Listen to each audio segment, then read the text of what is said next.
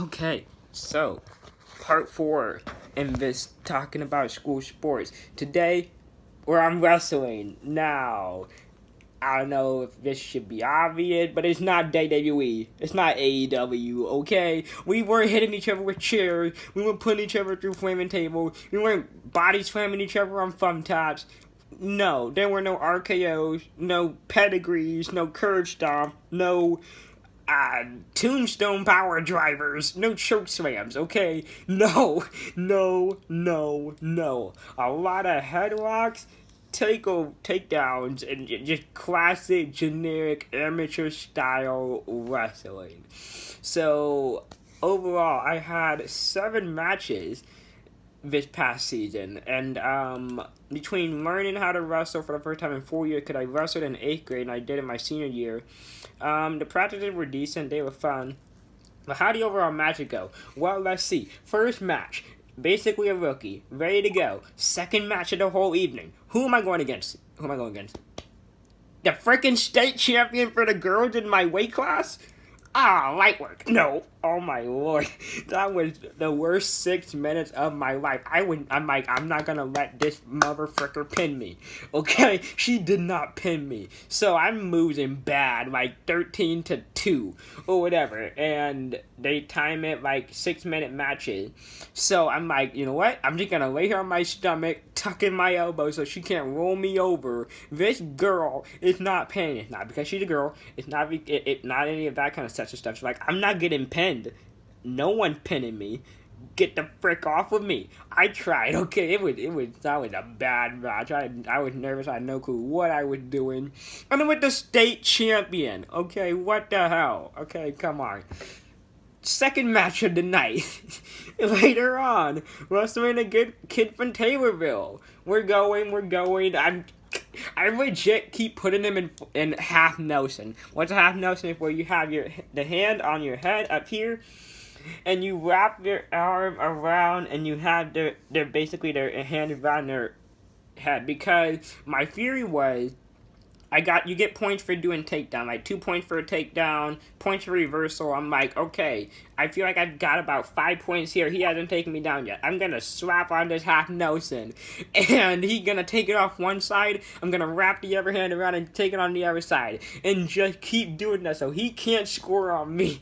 And then eventually, I think he tried to go for a move or something. I just sort of like leaned against him because he was like on 1 foot or whatever, and I just fell on top of him and squashed the air out of him essentially and pinned him that way. That was great. So first win, that was cool. That was really, really cool. Okay, next we had a tournament. It was called the Bob Mansell tournament. And how did this go? Let's see. First match, I think that's the only time I got pinned that season. I think I got pinned in my first match. I'm like, okay, this is cool. I lost. Yeah, fun.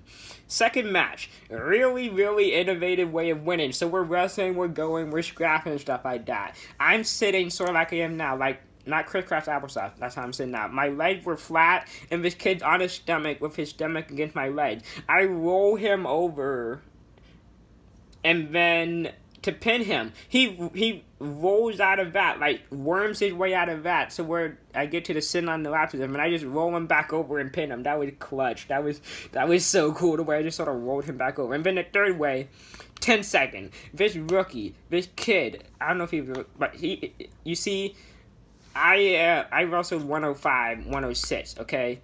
But, I got some, I guess you could say fat, but these kids I was wrestling, they were like skinny. They were like freshmen, okay? I have a little meat on the bone. They had nothing. You could see their bones. I could squeeze their rib cages. Okay, it was bad. And essentially, this kid has never wrestled a blind person before, okay? When you wrestle a blind person, you have to have your hands like this. One up, one down. And that's how that goes. And so the referee displaying them is like, the kid's like, can I still do my takedown stuff? Like, yeah, you can do your takedown. You just have to maintain contact. And he's like, okay. And then he proceeds to stick his arm way out here. I'm sticking my arm out at the camera shot. But he proceeds to stick his arm way out. And I just duck underneath his arm and take him down, like, just sort of free fall. Her move's like cool. It's like I wrap him up. I'm like, is this supposed to be happening? And then I just sort of take him down. I'm like, okay, that happened. That was clutch. 10-second win, tying the school record. So that was amazing. And then my last two matches. Oh, I got second place in that tournament. That was a lot of fun. My last two matches. One of them was, I think that went to full 6 minutes. I'm like, I'm not letting him pin me. It was just an overall bad match. I think I was tired or whatever. I don't really know. And then it was the longest wrestle meet in the world because it was Pittsfield. It was, oh my god, who was it? It was Pittsfield. It was JFC. No. I forget their name. It was another school. Minnesota School for the Blind came, and then it was us. We were like Route Catholic High School, what we were with, plus like IVI, plus the School for the Deaf. We were all just sort of one team. We were Illinois United. But the school from Minnesota came. And so, usually at these wrestling meets, everyone wrestles each other.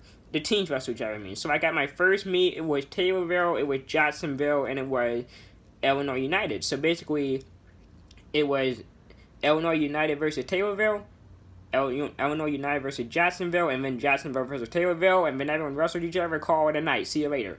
But when you have these four teams of, what is it, not JDC, that's Juvenile Detention Center. It would, like, J was in there. The J team with Pittsfield, with Minnesota, with us, everyone wrestled each other. So that first makes it long. Second thing that made it long, the Minnesota kids were noobs. They were scrawny, okay? And the coach was literally going around telling the other teams, hey, go easy on my guys tonight. They're new. We started the team like a week ago. Like, what the heck? I'm not going easy. And what they proceed to do, Pittsfield and this J team had 5.5-minute matches with every single one of these Minnesota kids. Because, you know, I guess it's weird to go out there, oh, body slam, takedown, 1, 2, 3, 4, 5, call it a night, see you later. Apparently that's rude, but also I have places to be.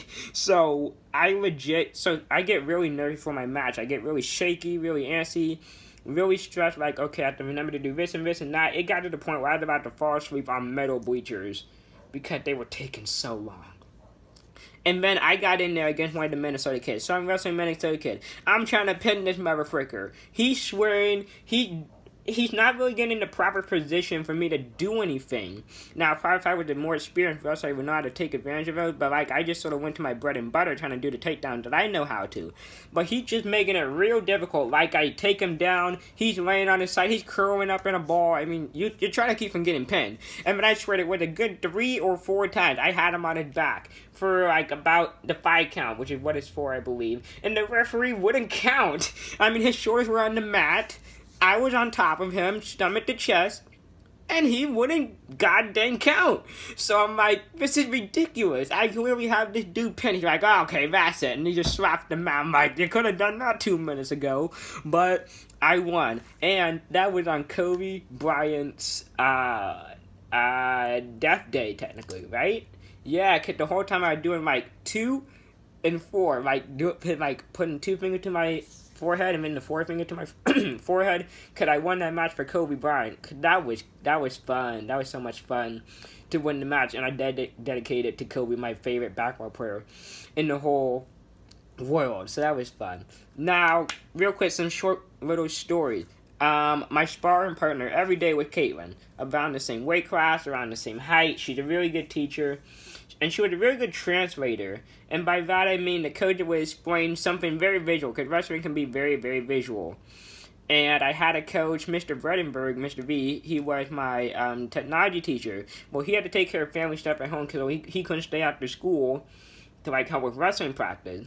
So that lost one translator there. But Caitlin really helped because she like, okay, when they say you put your hand here and do this, and you wrap around there. She was really good at like being hands-on and all that stuff. And it was really cool because it wasn't like any weird touching girl guy stuff like that. And so we were wrestling one time, and she sprawls, and she sprawled wrong. Sprawls when you kick your leg back and you put all your chest, all your weight on the other person's shoulder. Apparently she did that wrong. sprained her wrist, and you must have thought someone died the way she was crying. Oh my gosh, she was wailing. The cheer team was in the other gym. They were over like, did someone get shot? Like, what the heck? It was, oh my, I felt so bad. She was injured. She injured herself. That was awful. Next little story. We have Cameron. I mentioned Cameron before. He would throw me around like a rag doll, just tossing me about. Because, you know, I'm trying to help him get ready for his matches and stuff like that. So I'm locking up. He let me do moves on him. I let him do moves on me. But you see, he is so much stronger than me. He would just pick me up, and I'd go flying. And I would always make the little sound effect like, boom, and hit the mat, or I slap the mat hard to make the real impact. I guess that's what they do in WWE. So I was just his ragdoll. Like, I was his jobber. I would, like, sing hard to his Brock Lesnar. I would get in torch. I would be absolutely thrown about. And then last story. Cavante the Worm. So I mentioned how Cavante and I are the first two to do all 7 sports in one season. He was a little worm, okay? I could not pin him to save my life. You think you're doing everything correctly. You got him down, short on the match. I'm on top of him, great. He's squirming around. He went did the worm to get out of a pinfall. I'm like, how do you do this stuff? It was the most ridiculous thing ever. We find the most crazy reversal to flip out of a move. I'm like, what the heck? Can you stop doing this? It was ridiculous. So those are those quick little stories. Overall, wrestling, not doing this one again. It was a fun experience. One of my wrestling coaches met Randy Orton and Randy Orton's dad because they went to St. Louis University or whatever that's called, and wrestled Randy Orton's brother in college. So that was really cool. And then he mentioned how he met a bunch of boxers. I don't know, the UFC, so I'm like, oh, those guys sound cool, but I only pay attention to Randy Orton's story. But yeah, I guess wrestling was fun. I mean, I got out of a couple of meets because I was the newbie, but I would have wrestled more matches. But coach is like, these people have 4+ years of experience, and you barely wrestled 4 matches, so you get to sit this one out like that. I don't want to wake up at 7:30 in the morning tomorrow on a Saturday to go get my butt kicked and sit in the gym forever. But no, it was a lot of fun. Joking around with all the guys, wrestling whenever you wanted to. It was cool. So, yeah, I'm gonna go and upload this and probably go waste my life on YouTube or TikTok, one of the two. Bye.